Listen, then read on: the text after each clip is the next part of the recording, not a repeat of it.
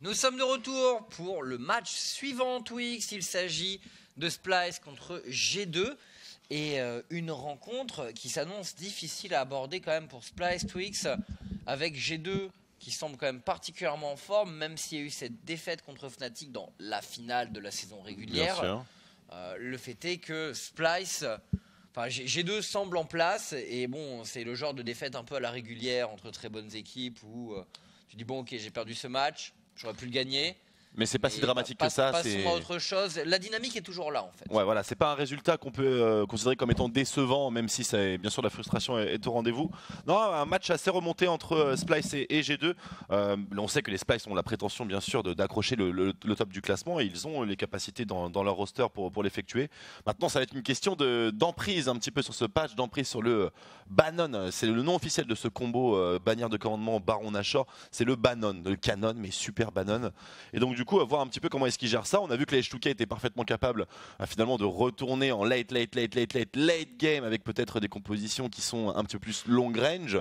Mais globalement, c'est quand même assez compliqué de se défendre lorsqu'on est pris vraiment dans ce vortex-là. En fait, tu dois toujours être sur le qui-vive. Tu peux difficilement perdre 30 secondes sur la mid lane dans une phase de PoC qui n'a pas trop de sens.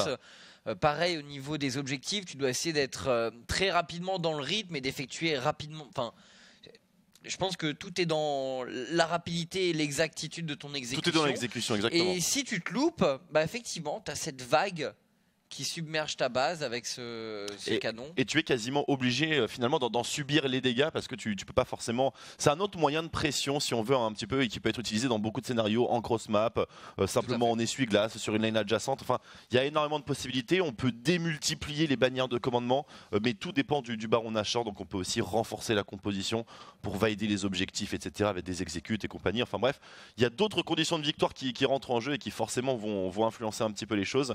Et généralement, les équipes de haut classement et surtout G2 nous font d'excellentes transitions de patch et c'était un petit peu leur fer de lance lors de l'année dernière justement, même l'année précédente avec la surdomination de Trick Graves Jungle. Oui. Enfin bref, c'est plutôt censé être leur spécialité, mais ça c'était dans anciens G2 et je ne sais pas si avec un si gros changement en pleine saison finalement, cette nouvelle version est aussi capable finalement de s'adapter. Après, ce qui rassure un petit peu, c'est que les modifications sont sur principalement perks et après le jeu macroéconomique, donc c'est censé être deux choses qui ne posent pas de problème chez G2 eSport.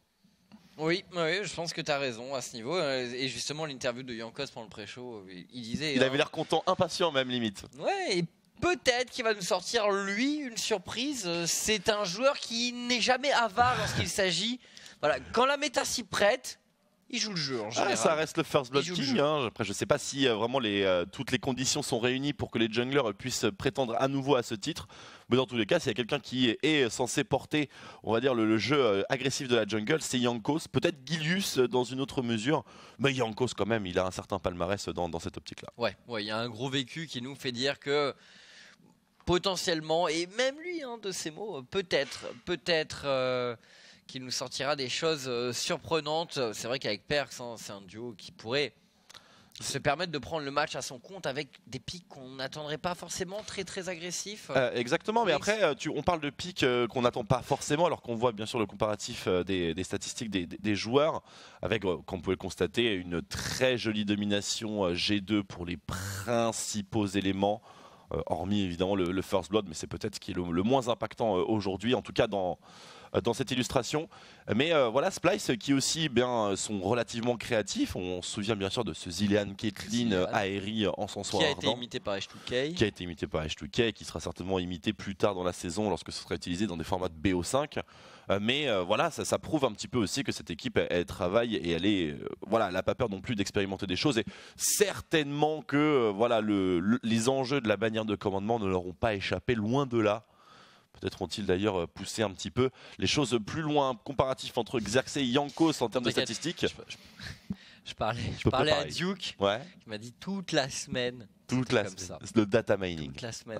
Non, mais toute la semaine, c'était comme ça les bannières de commandement. Ah ouais, ok, d'accord, en scrim. Ouais. C'est vrai qu'en termes d'entraînement, du coup, bon. Faut s'y faire. Tu traînes de nouvelles choses, on va dire ça comme ça. Faut s'y faire. C'est vrai que deuxième item, il faut être franc, ça fait un peu peur. Ouais, ça fait un petit peu peur. au niveau des conclusions de partie. On a l'impression que les équipes dépendent quasiment exclusivement de ça, en tout cas dans ce qu'on a vu. Et j'espère qu'il y aura de nouvelles approches et ces fameux désintégrateurs de minions qui viendront accompagner et briser un petit peu le combo. Ouais, mais le problème du désintégrateur, c'est que... Ça occupe un slot jusqu'à la fin de la game sur ton top laner. C'est relou. C'est relou. Mais bon, pour les catapultes qui one-shot tes tours... Et puis, t'en as 6 quoi. T'en as 6. Après, 6 canons, ça va aussi. Enfin, c'est vrai qu'il y en avait beaucoup en même temps. Mais c'est à partir de quelle minute où ça passe à un canon par wave? Ah oui, effectivement. Alors, je crois que c'est relativement tôt. Ouais, je crois que c'est relativement tôt. 25 minutes ça pourrait très bien l'être. Je n'ai pas la réponse exacte, mais c'est plus tôt qu'avant, en tout cas. Ouais. Ça, on le sait. J'ai un doute, parce qu'au début, c'est un canon tous les 3 waves. Très bon, t'as pas la bannière de commandement pour toutes les waves non plus, donc ça rassure un petit peu. C'est vrai, mais quand on a 3 comme l'ont joué les UL avant... Et les petites maîtrises pour réduire justement les cooldowns sur les récupérations d'objets activables, qui prend de l'importance ici. Effectivement, non, il y a beaucoup de choses à faire. C'est un joli bac à sable. Et on va voir un petit peu ce que sont capables de donner les équipes qui accrochent le haut du classement. Car pour l'instant, dans l'agenda d'aujourd'hui, c'est vrai qu'on est resté tout de même dans le peloton ou le peloton de queue, de manière générale. Avec H2K, UL, Rocat et Giants qui pour l'instant ont joué. Et donc c'est l'entrée maintenant du haut du classement. Ouais. Les G2 qui sont là pour essayer d'aller mettre la pression de nouveau sur Fnatic, bien sûr. Des Fnatic qui joueront tout à l'heure lors du dernier match de la journée contre les Misfits. Ouais, Misfits, et c'est toujours possible pour G2 éventuellement aujourd'hui de terminer la journée à égalité avec Fnatic. Si jamais les étoiles s'alignent, bien sûr. Ah oui. Si jamais Fnatic perd contre Misfits, ce qui n'est pas invraisemblable. Absolument. Et nous rentrons dans cette phase de draft avec, first ban de Trundle pour Splyce. Alors, Trundle effectivement qui devient peut-être un champion un peu clé puisque les porteurs de bannières de commandement sont généralement des tanks qui disposent du masque abyssal, dont la transition se fait naturellement sur cette bannière. Et du coup, Trundle peut effectivement devenir un candidat tankbuster qui peut être intéressant. Peut-être est-il vu comme ça. Camille Skarner qui le rejoigne, Kha'Zix également, on a vu l'impact qu'avait Memento en première partie de la journée. Plutôt considérable que d'avoir un jungler furtif dans une jungle qui est démunie de ward. D'ailleurs Evelyn qui a reçu des petits up et vu qu'elle est aussi porte également une petite furtivité. Pourquoi pas aussi lâcher cette idée un petit peu dans la masse. Cassiopeia qui bien sûr apprécie beaucoup les changements liés au bâton de l'archange et au séraphin. Et ainsi que Ryze dans la même situation. Cette larme de la déesse. Voilà. Là, on arrive sur des bans un peu plus cohérents avec ce qu'on a vu sur les patch notes. Deux titulaires de l'arme de la DS, un tankbuster, Camille Skarner, parce que c'est évidemment des champions de all-in, et Kha'Zix. Très intéressant. Xayah de first pick pour Splyce. Un first pick sans grande influence, sans grande conséquence, qui allie à la fois bonne laning phase, wave clear et qui a potentiellement un duo support qui la renforce considérablement. Ça va très vite chez G2 eSport. Très vite. Lucien Sejuani qui est directement des porteurs de bannières. Voilà, Yankos qui nous a troll manifestement dans l'interview. Il nous parlait d'ici, il nous parlait de Rensmite. Ça va être une Sage. Galio qui est sorti vivant de cette phase de draft. Effectivement qui va être sélectionné, mais il n'implique plus la même pression dans la sélection de champions puisque Zoé a disparu, tout simplement. Galio, je pense, reste très efficace. Il a toujours cette même capacité de décalage, ses contrôles, cette tankiness, bien sûr. Voilà les 3 porteurs de la bannière, en fait. Oui. Ah ouais, les G2 qui, effectivement, ils ont assuré leur front lane avant tout. Les G2 qui ont l'habitude de faire dans le sale, généralement, quand il y a quelque chose d'exploitable. Le spectacle ou le dynamisme n'est pas aussi important que la victoire. Et a raison, bien sûr. Après, tu peux avoir du dynamisme avec des combos tanks, il suffit de jouer agressivement. Shenban côté G2. Du coup, les Splyce vont devoir s'attaquer au carry. Qu'est-ce qui est très géant comme carry? Donc, la Tristana de Yarnan, pardon. C'était le gros focus de Fnatic la semaine passée. Il ne voulait absolument pas que Yarnan mette la main sur cette Tristana. On pourrait éventuellement basculer sur une Caitlyn, mais le Ezreal serait tout à fait décent pour G2. Si ça manque un petit peu de dégâts, Perkz a l'air d'avoir quelques champions à haut DPS de dispo. Un ultra scaling de Victor ou un simple Azir. Azir qui pourrait être banni d'ailleurs hein, sur ce last Splice.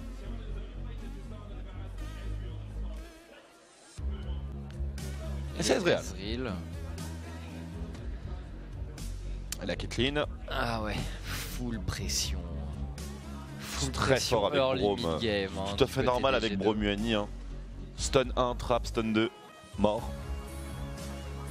Pas d'échappatoire. Après une petite Sivir aussi, ça se discute. Hein. Parce que c'est vrai que Xayah a quand même un wave clear. Je suis pas loin de dire supérieur à Caitlyn. C'est assez fort en termes de pression de lane également, Xayah. Voilà, ça fait partie des rituels de présélection de Kobe. Et le Shogat contre le Sion. Shogat, c'est peut-être le meilleur top laner du moment. Parce que la bannière de commandement, il la croque. Oui. Donc ça, c'est vrai que ça pose pas trop de soucis. Après, bon, il a toujours les mêmes faiblesses, notamment le kiting, ce qui est problématique face à Sejuani et Braum.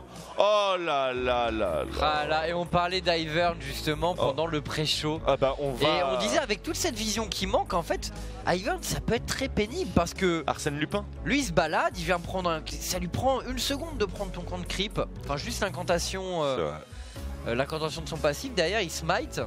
On perd qui récupère le Azir comme c'était prévisible, une composition un peu plus classique pour G2 eSport, mais on va chercher un peu plus loin chez Splice. Ouais.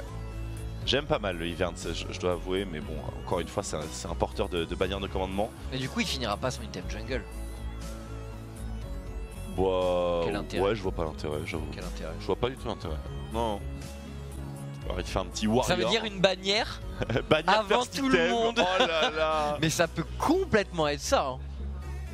Sur la bannière, t'as de la CDR, de la P, de l'armor. Ouais, une petite rédemption quand même, on n'est pas des animaux. C'est bien la rédemption, mais... Petite rédemption.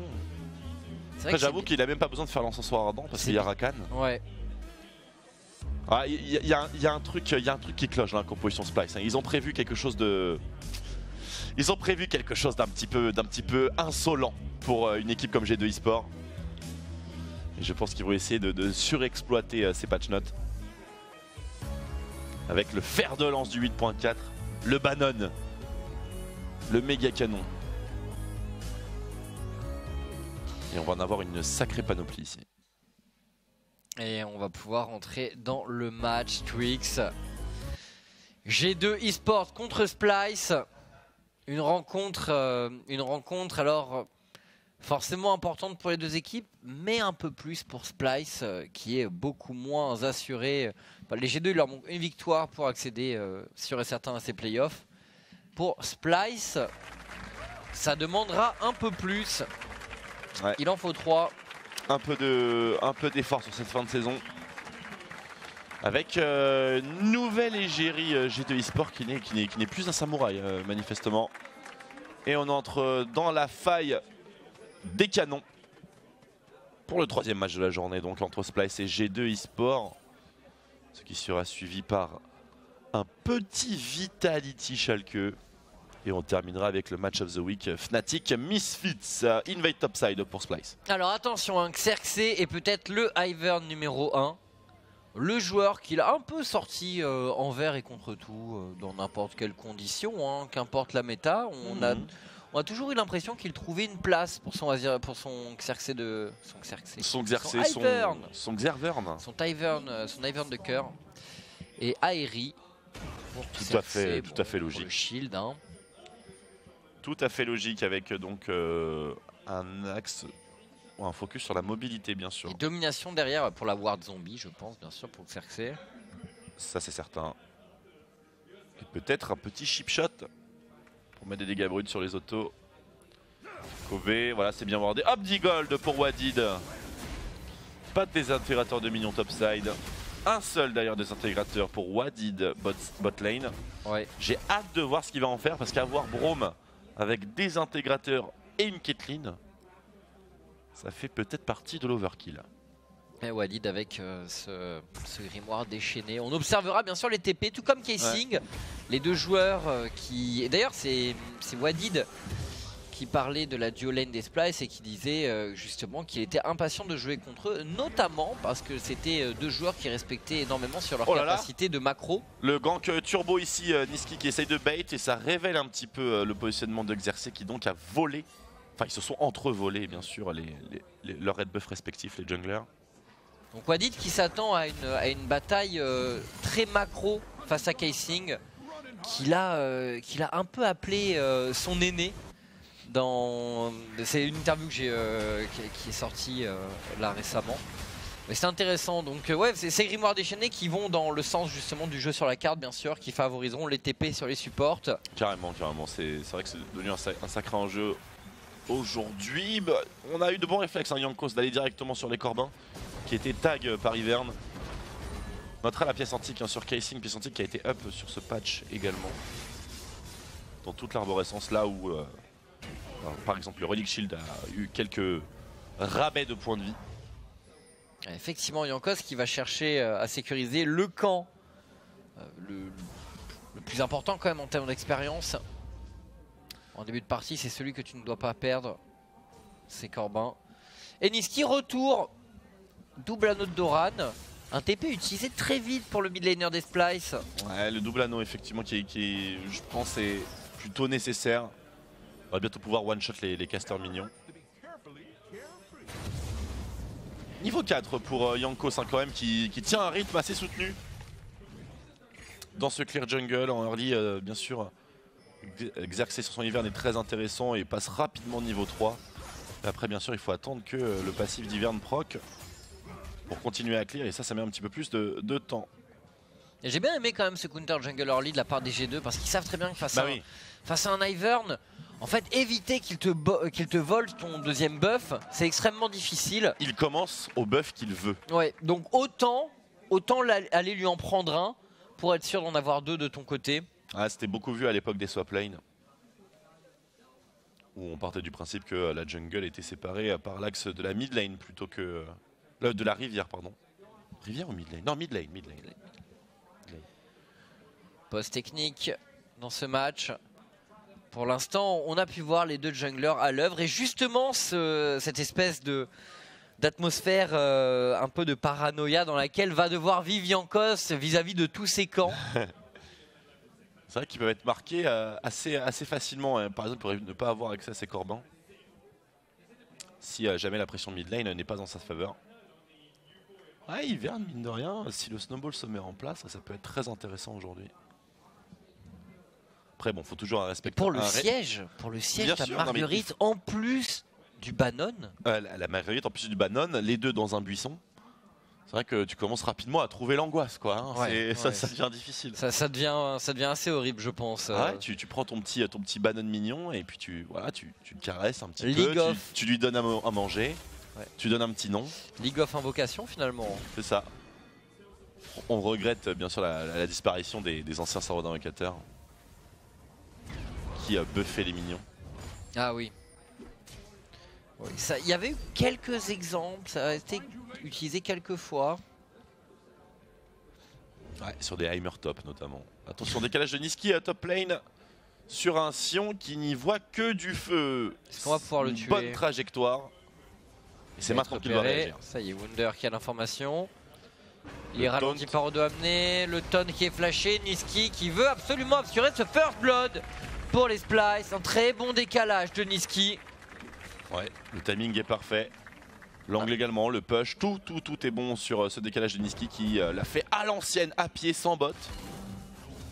Et ça s'est passé exactement comme prévu. On a pu voir la panoplie de plaques d'os sélectionnées sur l'axe top lane de la map. Tous les tanks disposent de cette maîtrise. Elle est indispensable.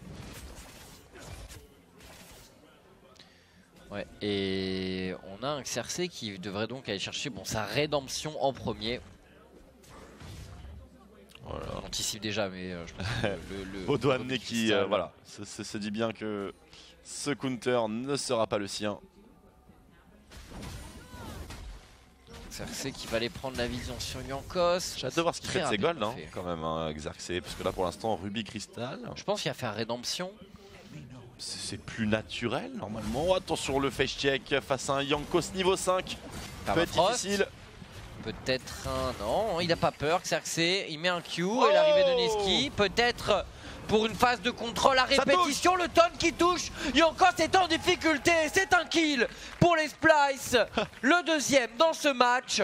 Excellent combo que celui de Galio. Ça fait toujours bizarre de voir un Galio t'arriver super vite dessus. Déjà que le champion est pas... On va dire qu'il n'est pas dénué de possibilités pour arriver au corps à corps. Ah mais clairement, mais là la taille du dash vraiment hyper impressionnant. Je pense que c'est de la Tristana, c'est Tristana tiers hein, quand même. Regardez ça. Puis en plus il fait des petits pas dans les airs. On dirait un bug exploit. Il fait des petits pas dans les airs, c'est ce qui renforce cette impression justement. Et c'est un deuxième kill pour les Splice, ça part très fort. On n'a pas trop pensé à cette association là, mais ça va poser quand même pas mal de soucis pour les au G2. Hein. Oh, ça risque d'être très pénible pour les taunts. Ouais. Perkz qui prend le taunt. Perkz la cleanse.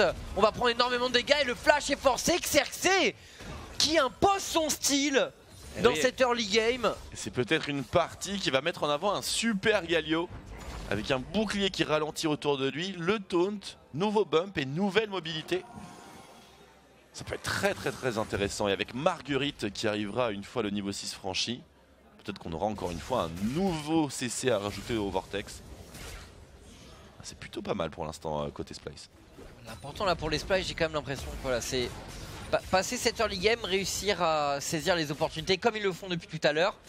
Et derrière, développer bien sûr sur le mid-game avec ce siège qu'on attend, avec le Ivern, la bannière de commandement, cette rédemption. Et un Kobe qui va être tellement à l'abri derrière sa front lane. Ça c'est certain. Comment tu fais pour atteindre Kobe du côté des G2 ? Bon, après, tu draftes autre chose. Les problèmes de range sont pas non plus immenses hein, côté G2 quand tu as un Azir et une Caitlyn. En certain, mais bon, il n'y a personne qui peut accéder à la backline là. Non. En tout cas, pas sans effort collectif. Va d'abord falloir tuer les tanks côté G2. Exactement, ou peut-être les balayer minimum avec une partition impériale. Mais effectivement, ça va être plutôt... Là où le Rakan a ce pouvoir de pénétration côté Splice. Bah, disons qu'il peut engage sur les cibles fragiles, les CC, mais en termes de dégâts, c'est pas trop possible le ralentissement. Non, on n'aura pas la portée au niveau de Niski. Et finalement, Splice qui n'a pas non plus tant de solutions de ça pour aller chercher un Perkz ou un Iranan. Oui. Ce sont d'abord les G2 qui, enfin les frontlines pardon, qui subiront. Oh, ulti en défensif ici, hein, devant le trio Splice qui menaçait sa vie, Jankos, qui se délaisse de son ultimate. Et les Splice, oui, bon, même si voilà, il y a du CC dans la backline, il n'y a que Kobe hein, qui a du burst. Bon, un peu Galio évidemment, mais c'est pas un combo Jarvan Galio, c'est Ivern Galio. Il est inédit, il est signé Splice. C'est la et on est en train de... Oh, cet engage dont on parlait justement, c'est combiné avec un ulti de Galio. Yarnan qui prend d'énormes dégâts, ce sera le kill pour Kobe. Wadi le flash out, il est tenté. Et un autre kill, 4 kills à 0 en faveur de Splice. Magnifique. Qui commence très fort cette early game. Quel synchro. C'est parfaitement joué du côté des Splice. Et on va aller chercher 7-1 sur la bot lane, il semblerait, Twix. Magnifique, aussi bien l'engage que le follow-up, que l'ulti Galio. Tout était bon et parfaitement timé chez les Splice. Ça a rappelé un petit peu les engages violentes de Longzhu la saison dernière avec le Galio de BDD. Et là c'est vrai que l'entrée héroïque de Niski était tout aussi dynamique. Honnêtement il décoiffe un peu Splice dans ce début de partie. Hein. Regardez un petit peu. L'engage, l'ulti, le route. C'est très bien préparé. C'est Pinkward qui permettent à Xerxes d'arriver sur la lane et de n'être repéré qu'au moment où il apparaît en visuel de la duo lane. C'est déjà un peu trop tard en fait, Twix. Ouais, les combos d'engage finalement qui vont être renforcés par cette obscurité dans la jungle. Et du coup si on arrive à créer la supériorité numérique très rapidement avec un Galio, vu que le temps de réaction de l'équipe adverse est censé être plus long car manque de vision, effectivement on a des bonnes strats à exploiter. Et là clairement Splice, ils sont très bien partis pour surfer cette game. Avec un petit dragon des montagnes d'ailleurs qui les aidera bien. Dragon des montagnes Ah oui, c'est... Avec la faculté de siège énorme du Bannon. ça risque de devenir un dragon extrêmement disputé. Bon, il était déjà énormément, hein, bien sûr. Oui, absolument. Et puis c'est le cumul des dégâts et puis de l'utilisation du canon. Les dégâts des champions, bien sûr. C'est le bon moment. Face au swap des G2, Splyce décide d'investir dans le dragon. Et ce swap... C'est intéressant car Ivern apporte un petit peu cette validation des objectifs neutres, un peu à l'image d'une Kalista ou d'un Nunu. Non pas par ses dégâts ou par sa capacité à exécuter, mais par ses buissons. Oh, et finalement Xerxes qui a investi dans un encensoir. Et en fait le rubis de cristal est laissé de côté pour l'instant. Athènes tu veux dire. Pardon, Athènes. Oui, Grain limpide d'Athènes. Effectivement. C'est vrai qu'il fait pas beaucoup de dégâts. J'ai dit encensoir. Encensoir, ouais. Pas encore encensoir, peut-être après. Donc quoique il y a un Rakan. C'est vrai qu'il a pas énormément de dégâts à proposer à son équipe. Donc je sais pas quel sera le ratio de conversion, si ce sera vraiment utile. Mais c'est peut-être un peu trop tôt pour le dire dans tous les cas. Après tout, il y a Marguerite qui bosse. Hein. Ouais. Et le bouclier, bien sûr. Jankos qui cherche un ulti sur Niski. Oh, ça touche. Maintenant Niski est quand même très tanky. Il s'envole. Et on passe de l'autre côté. Rattrapé par Jankos. Et c'est un flash forcé pour Niski. Avait-il même besoin de flash? Je sais pas si G2 avait... Ouais, les soldats de Perse étaient installés. Difficile à dire. Très résistant Niski puisque ce genre d'engage il a tout pris de plein fouet. Mais le swap finalement des G2 qui n'aura rien apporté il semblerait. Parce qu'on avait la vision sur le dragon. Mais ils n'ont pas du tout réussi à push. Je veux dire que fast push un Shogat c'est quand même difficile. Naturellement parce que ça ne se dive pas n'importe comment. Et ça claire très bien, évidemment. Ouais, peut-être que Shogat est finalement le meilleur prétendant à Sion. Et les Splyce qui commencent à changer d'orientation. Maintenant, on met tout au niveau du haut de la carte, bien sûr. Il y a un héros de la faille à disputer. Il y a 7T1 top. Et on les voit commencer à essayer de roamer. Casing et Kobe. On est très intéressé par le héros. On va d'ailleurs récupérer pour préparer un petit peu plus tard cette mid lane. Ils le mettent dans les buissons, les joueurs Splyce. La plaque d'os qui proc sur Casing également. Ça veut y aller, ça veut clairement y aller, mais il n'y a pas de vision vraiment sur les personnes qui sont en train d'effectuer l'objectif. Il faut rien, les G2, c'est forcément difficile. Casing qui trouve peut-être Wadid, on se repositionne massivement du côté de la violence des G2. On perd le flash pour Wadid, ce héros de la faille. Ce héros de la faille, c'est rare de voir des fights de cette intensité pour un héros de la faille. Il sera pour Kobe et pour les Splyce. Wunder est un peu seul dans la jungle des adversaires. Ça semble extrêmement difficile de survivre pour le top laner des G2. Il renvoie Marguerite, il prend trop de contrôle. Et les Splyce qui valideront un 5ème kill, Twix. 5ème et également le héros de la faille qui a été récupéré sur une toute dernière auto-attaque infligée par Kobe lorsque le héros n'avait plus que 2 points de vie. Seulement 2 points de vie. Et c'est ça qui va donner... Oui, j'ai été surpris que ça a été le seul à mettre une auto. J'ai eu l'impression que tout le monde avait un peu perdu de vue les points de vie. En tout cas, c'est l'impression que ça a donné. Mais le 2 était béant. Et voilà, il y a quand même quelqu'un qui y a pensé. Je me demandais si c'était pas une plume collatérale qui finalement avait exécuté. On va le voir justement. Et oui, les G2 qui, quoi qu'il arrive, commencent ce fight en étant split. Donc forcément avec un petit désavantage. Mais Casing qui loupe complètement son engage. Il touchera personne. Qu'est-ce qui est arrivé à Perse finalement dans ce fight? Allez, 2 HP. Incroyable. Ils sont split les G2, c'est pas possible de... Perse qui se repositionne d'accord du côté de sa duo lane. C'est pas possible d'avoir de bons résultats lorsqu'on n'attaque pas du même front. Et lorsque les Splyce, bien sûr, conscients de cette situation, et c'est d'ailleurs ce qu'a fait Casing.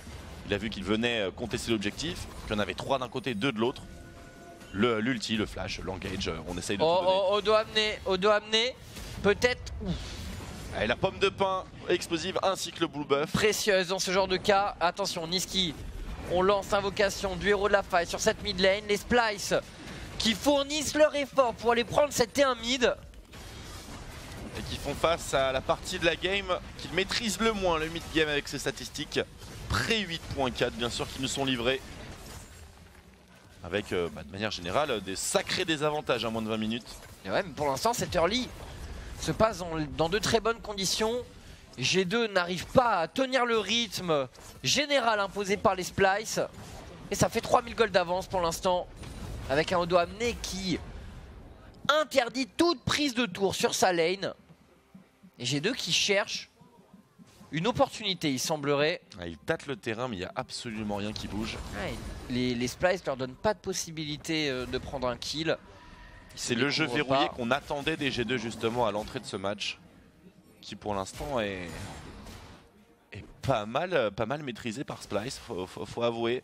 Maintenant on va voir ce qu'il en sera lorsque les bannières apparaîtront, lorsque le Baron Nashor apparaîtra. La bannière faudra qui sera sans teamfight doute de le manière prochain régulière. item Oui, bien sûr. Ah non, là ça va être un pour Doamné, je pense. Bon, là on a un encensoir pour Ivern et une gloire du juste. Ouais, donc là il va faire rédemption quand même, Une rédemption. Ouais. Et derrière, peut-être la bannière. Est-ce que Daisy peut bloquer l'ulti de Sion? Bah, je partirais du principe que non. Je dirais non aussi, mais sans être sûr. Hein. C'est une entité, mais c'est jamais été considéré. Oh, il est touché, Perks, il est touché! Où est Casing? Il avait saisi la main tendue de Xerxes. Ah, mais il lui a mis la bonne partition au bon moment, Perks. Mais ça veut dire plus de partition impériale pour le midlaner des G2, qui a quand même un gros avantage en termes de farm.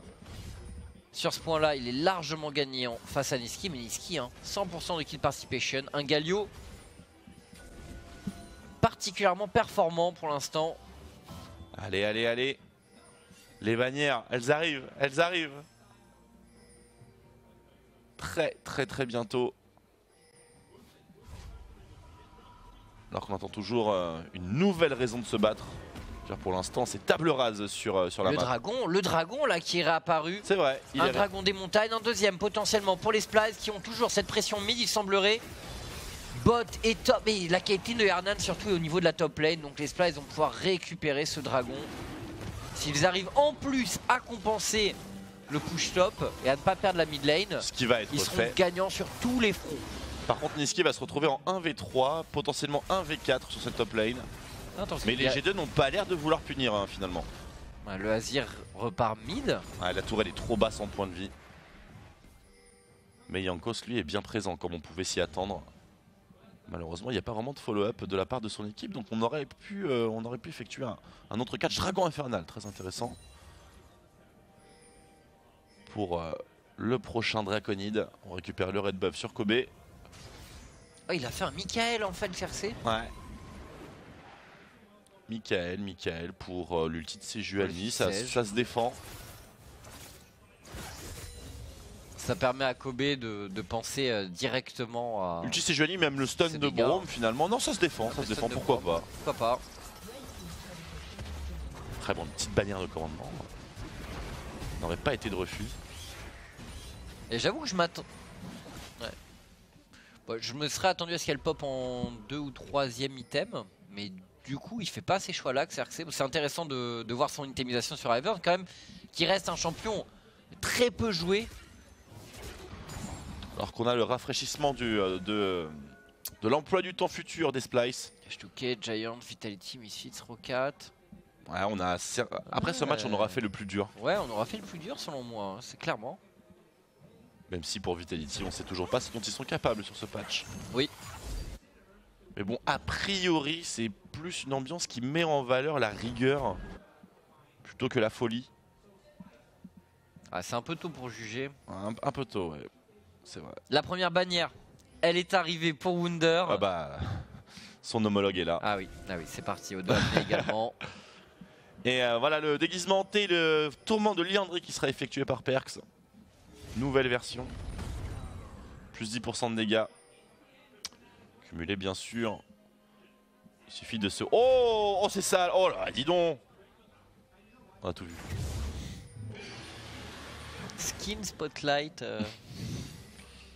Prend un programme tiers, hein, me semble-t-il d'ailleurs. Peut-être pas en accord avec le CLUF. Alors, bah c'est le moment où le Baron est apparu. Et c'est le moment où chaque équipe a une bannière de commandement. Donc on sait qu'on ne peut pas...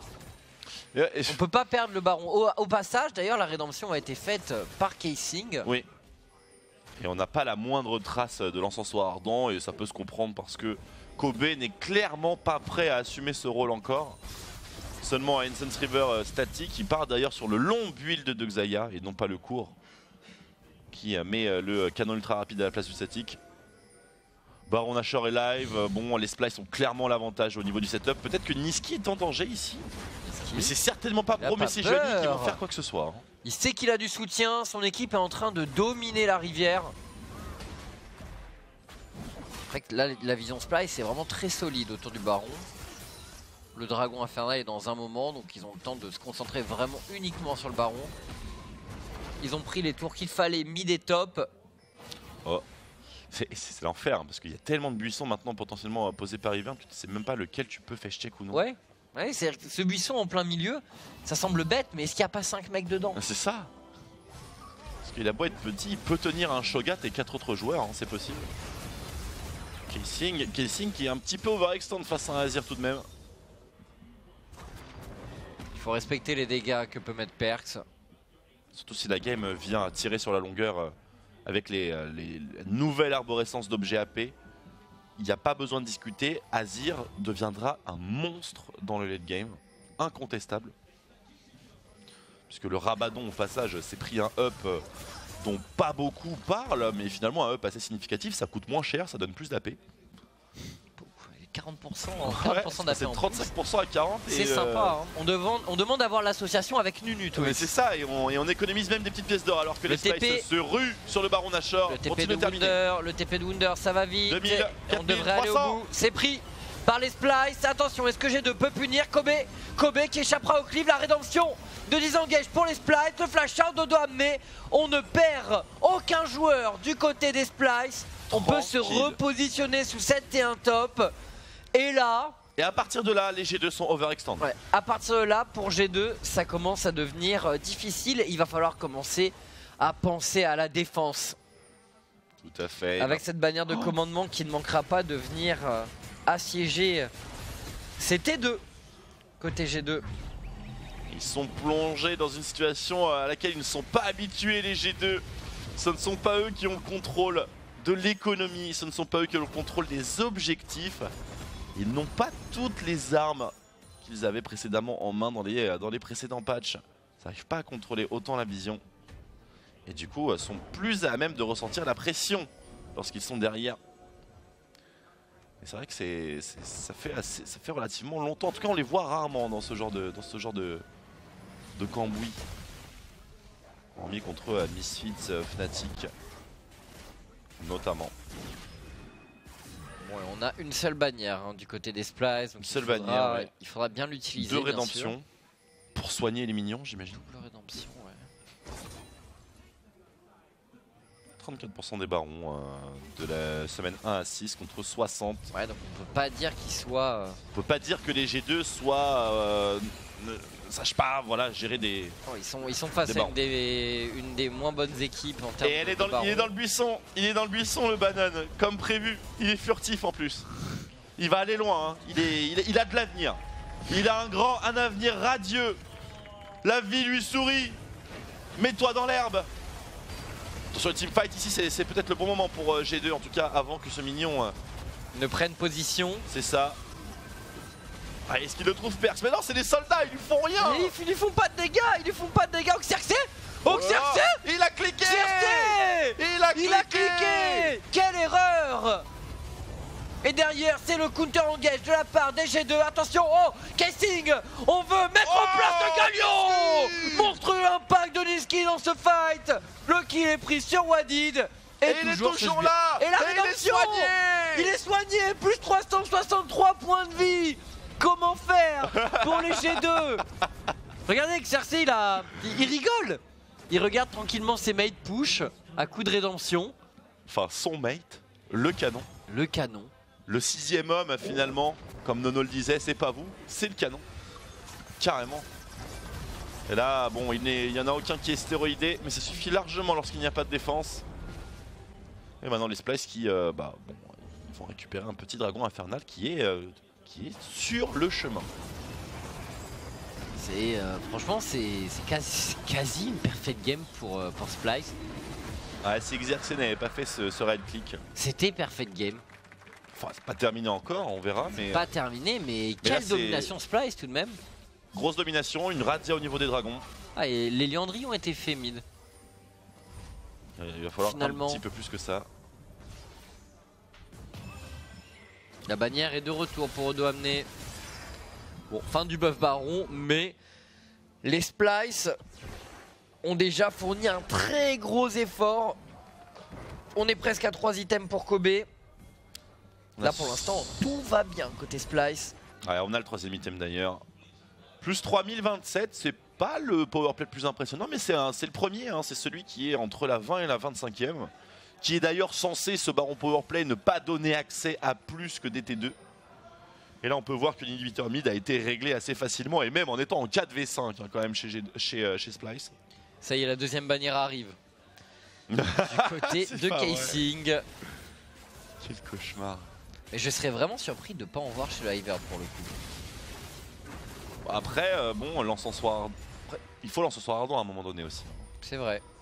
Qui va décider de le faire? D'ailleurs, c'est le moment de le faire lorsque. Enfin, depuis que. Et ceci dit, c'est mieux sur un Ivern que sur un Rakan quand même. C'est mieux sur un Ivern. Incontestablement, Hello superbe. Oh, c'est parfait pour combiner. Oh, ça touche massivement du côté de Niski. Les G2 doivent reculer. Les G2 perdent Yankos. Les G2 perdent Yarnan. Et les G2 pourraient perdre le match quasiment dans la foulée. Splice qui va pouvoir aller prendre peut-être. Alors, T2. T3, est-ce qu'on pourra aller jusqu'à Ninib en 25 secondes? On a quand même Yankos et Yarnan qui vont revenir. Monstrueux. Casing, cette Casing incroyable avec la pomme de pain explosive, c'est son nom officiel au passage. Et là c'est Marguerite. Et là c'est Marguerite. On y va. Elle prend des shields. Elle avance. Les Splice qui couvrent leur percée avec des buissons. Marguerite est présente. Et ça passe côté Splice. Yankos et Yarnan réapparaissent à peine. Et les Splice vont peut-être tout de même devoir quitter la base. On n'a pas beaucoup de mana. Enfin, quelle progression, encore 8 tours à 0 pour Splice. Effectivement, les G2 qui sont totalement fait surprendre. On va voir cet engage en replay. Casing qui trouve le clutch move. Le clutcher. On peut le revoir ici. On va revoir cette action. Magistral. Casing. En plus, il a pas la vision. Hello. C'est au feeling. Il a pas la vision, il en récupère 3. Ulti Galio par-dessus, la rédemption offensive. Ouais, forcément, Niski et son taunt. Tout est parfait du côté des Splice.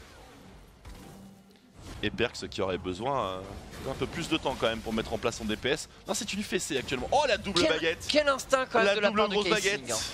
Ouh, c'est un Rabadon qui va être cherché du côté de Niski. Quel instinct de Casing. Après, impressionnant. Bon, il avait la vision du chase, il sait très bien qu'un Rakan aussi, lorsque ça engage, vu que ça taunt, ça prend des auto-attaques, mais ça ne prend pas les combos entiers, le bump par-dessus, et on peut shielder la Xayah. C'était pas non plus un aller simple vers l'enfer, c'était un Zeki, hein, bien sûr, avec l'égide et le Glacial Shroud pour Casing. Ouais, du coup, ce qui est tout à fait légitime au passage, mais... c'est vrai que 2 bannières de commandement n'auraient pas été de refus. En ont-ils vraiment besoin, cela dit, les Splice? Attends, il reste Kersey. Il a cette cape. Tu fondes de lourds espoirs sur lui. Ce serait quand même assez classe de remporter la game avec Ivern et Rakan et de ne pas faire d'encensoir.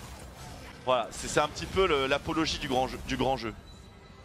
Alors qu'on voit cette charrette bien sûr passer sur la mid lane. Oui, mais le problème c'est que les side lanes, notamment le top et même le bot sont largement en faveur des Splice. Oui, si les G2 essayent de push mid, en fait ils push la lane qui est privée d'un inhibiteur. Et ça va aller très vite ce baron Nashor bien sûr pour les Splice, c'est récupéré. Les G2 prennent leur premier tour du match, ça leur coûte un baron. Droit vers la top lane maintenant. Worse, non. Ah oui, complètement worse, droit vers la top lane, on surfe sur la vague. Certainement un minion à booster avec même le bot, une banner. Les G2 qui sont dépassés par le jeu sur la carte des Splice. S'il y avait un petit TP sur Odo amené, on aurait TP bot placé la bannière. Oh, elle est là la bannière d'ailleurs. Casing, c'est combiné avec un ulti de Galio directement et ça touche. Double kill pour la Xayah de Kobe, triple kill pour Kobe. Et on s'arrêtera là, mais Splice devrait remporter le match. Ils ont pulvérisé les G2. Ils les ont démolis. Troisième inhibiteur, enfin deuxième inhibiteur pardon. Non pardon, l'autre a respawn. On aura besoin que d'un seul pour conclure la partie. Leur draft était vraiment bien équilibré entre Siège un peu abusif, beaucoup d'items de soutien dans tous les sens. Et de l'engage, du pile. Leur engage à coup de Rakan Galio a fonctionné à tous les coups. Elle a fonctionné à tous les coups, effectivement. C'est très difficilement contrable. Après, la draft des G2 était d'un classique presque un peu insolent pour un nouveau patch qui révolutionne tant de choses. Ouais, je vois ce que tu veux dire. Et du coup, c'est vrai que ça sert quand même de première base de réflexion, ces anciennes compositions, lorsqu'on envisage les nouvelles. Et du coup, on n'avait clairement pas les arguments pour se défendre. On aura une belle prépa de la part de Splyce. Du coup, ça veut dire qu'on perd demain pour Splyce, ou est-ce qu'ils brisent la malédiction et font leurs 2 victoires pour cette semaine? Ce serait crucial. C'est quoi demain déjà? C'est H2K ou UOL? H2K. excuse-moi. Ah, Rocat. C'est Rocat. Rocat. Bon, ils ont compris qu'il fallait ban Kha'Zix, à mon avis, ça va bien se passer. On verra. Mais ouais, le Hiverne, la bannière de commandement, le Baron Nashor et le buisson sur le canon. Très clairement une bonne association. Je pense que Shogat est également un pic très important dans leur draft. Vital même. La défense qu'il a réussi à tenir face au push. Et puis on n'est pas rentré dans ce scénario là, mais s'il y avait guerre de bannière contre bannière, il y a le Nom Nom qui vient donner l'avantage à Shogat. Moi, je pense que la draft des Splyce, elle avait beaucoup plus à montrer encore que ce qu'ils ont montré ici. C'était vraiment intéressant. C'est vrai que leur façon de jouer la carte aussi en early a été très importante. Ouais. Ce qui a été déterminant, un premier décalage sans ulti sur la top lane. Le décalage bot lane collectif. Et celui bot fait très mal parce qu'il permet aux Splyce bien sûr de prendre la première tour du match. Et il était inévitable, tellement il était bien exécuté. Et c'est pas souvent qu'on peut dire ça des combos Galio effectués en Europe. Mais là c'était clairement le cas, il y avait vraiment pas beaucoup de temps de réaction pour la bot lane des G2. Ouais, et du coup, très grosse perf de la part des Splyce pour le coup. Et G2 qui perd un peu sa course, le fil de sa course avec Fnatic. Là, si Fnatic l'emporte aujourd'hui, c'est 2 victoires d'avance pour eux. Exactement, et c'est Vitality qui commence à avoir les dents longues. Vitality, avant d'avoir les dents longues, il faudrait retrouver des dents. Fallait que je la fasse. Mais non, c'est vrai, parce que pour l'instant ils mordent pas grand, ils mordent personne actuellement Vitality. Mais encore une fois, avec ce nouveau patch, on espère que les choses vont changer et qu'une nouvelle dynamique positive va s'installer. Ce qui serait bien pour cette dernière ligne droite des LCS Europe Twix. Absolument, c'est le mieux qu'on puisse espérer, mais ça s'annonce mal, malheureusement. On va voir Twix. Alors le prochain match du coup ce sera, parce que le Misfits Vitality Schalke, c'est Vitality contre Schalke, justement on en parlait de ces Vitality. Est-ce qu'ils ont fait une préparation tout simplement? Est-ce qu'ils vont réussir à briser leur série de défaites? Réponse après la pub sur Gaming.